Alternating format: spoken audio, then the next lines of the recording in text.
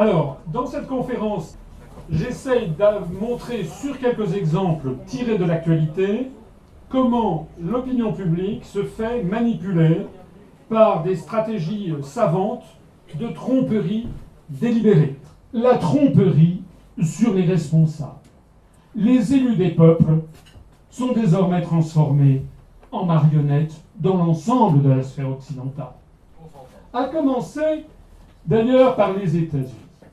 Je vais citer ici Charles de Gaulle qui disait au palais de l'Élysée le 17 juin 1964 à Perfit, la politique de Roosevelt, il en parle en 1964, il parle de ce qu'il a connu de Roosevelt 20 ans avant, en 1944. La politique de Roosevelt, c'était exactement celle qu'ont aujourd'hui les Américains dans le sud-est asiatique, aujourd'hui en 1964, c'est-à-dire avec les gouvernements fantoches, notamment au Sud-Vietnam. De Gaulle disait « Ils ne peuvent pas en imaginer d'autres. Des marionnettes, c'est ça qu'ils veulent en face d'eux.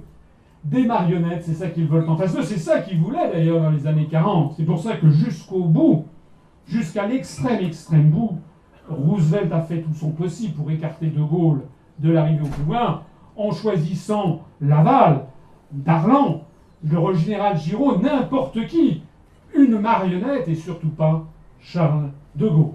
Alors, ce soin de trouver des marionnettes, d'ailleurs vous savez par qui on est gouverné, Monsieur Hollande.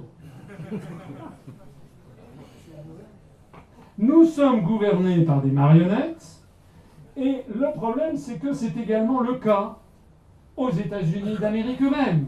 Les élus du peuple ne sont plus eux-mêmes que des marionnettes dans les mains de l'oligarchie financière, militaro-industrielle et médiatique. Regardez cette photo. C'était Ronald Reagan qui avait inauguré, si l'on peut dire, ce système. Ronald Reagan, vous savez, président des années 80. Qu'est-ce qui vous frappe sur cette photo? Eh bien, ce qui vous frappe, c'est ça. Ce sont des téléprompteurs. Pour faire ses discours, Ronald Reagan avait des téléprompteurs.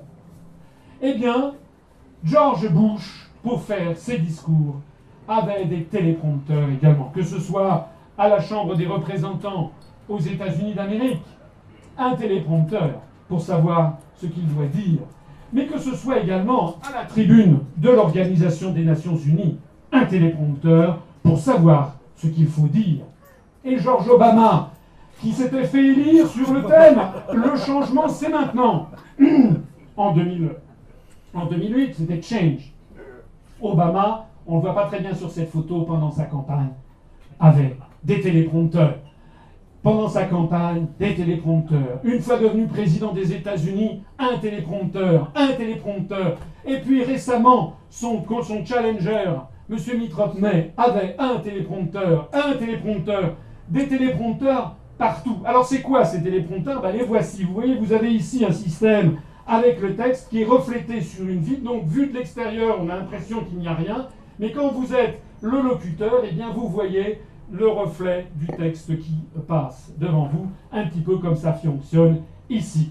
Ici, vous voyez marqué « Thank you, God bless you, and God bless the United States of America ». C'est la fin d'un discours de M. Obama qui a lu son téléprompteur et qui est descendu.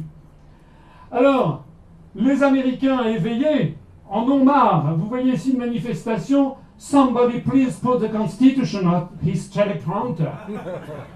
S'il vous plaît que quelqu'un mette la Constitution des États-Unis d'Amérique sur son téléprompteur. Ce n'est plus un président, c'est Claire Chazal. Nous avons la Claire Chazalisation des responsables politiques occidentaux. Je vous signale que ce téléprompteur est en vente actuellement pour 1 499 $. Alors si vous voulez vous cotiser pour me donner cet argent, eh bien nous le prendrons pour l'UPR, mais je vous assure une chose, eh bien nous ne l'achèterons pas parce que moi je n'ai pas besoin de téléprompteur pour savoir ce que je vais dire.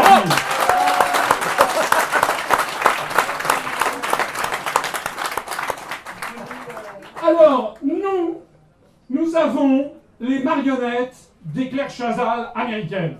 Nous avons des marionnettes au carré. Nous avons les gouverneurs de la province France, de l'empire euro-atlantiste, sont eux-mêmes traités comme des marionnettes par ceux qui lisent des téléprompteurs. Alors, traité, bah, vous voyez, regardez, vous savez, c'est le coup de la papate. J'y reviens toujours. C'était M. Bush qui mettait la papate. Il avait finalement plus de réserve pour mettre la papate sur le dos de sa femme que sur celle du président de la République française. Et là, la papate, toujours, vous voyez, enfin, c'est inimaginable. Est-ce que vous imaginez le président Johnson mettre la papate sur De Gaulle?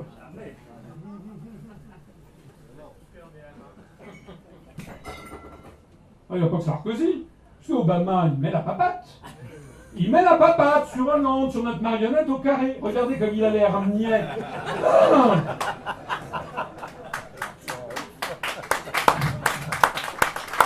Ils ont été élus pour cela. Les médias les ont promus dans les médias pour cela, pour être des marionnettes au carré. Toujours la papate, là, regarde, on a l'impression qu'il demande à Obama « Est-ce que j'ai le droit d'aller faire pipi ?» Ben oui, c'est malheureusement exact.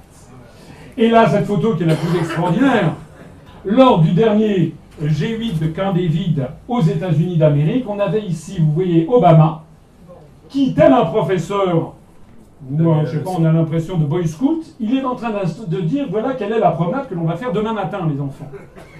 Alors, vous avez Barroso qui est là, qui cherche effectivement pour voir si c'est bien dans ses papiers. Vous avez M. Van Rompuy, qui, on ne sait pas s'il dort, c'est quand même le président de l'Union européenne. Ici, c'est le président de la Commission. Et puis, vous avez ici Mme Merkel, vous avez ici M. Cameron, Mme Merkel, chancelière d'Allemagne, M. Cameron, le Premier ministre britannique, M. Mario Monti, le président du Conseil italien choisi par Goldman Sachs pour remplacer Berlusconi. Et puis, vous avez ici M. Hollande. Alors, tout le monde écoute les instructions de M. Obama.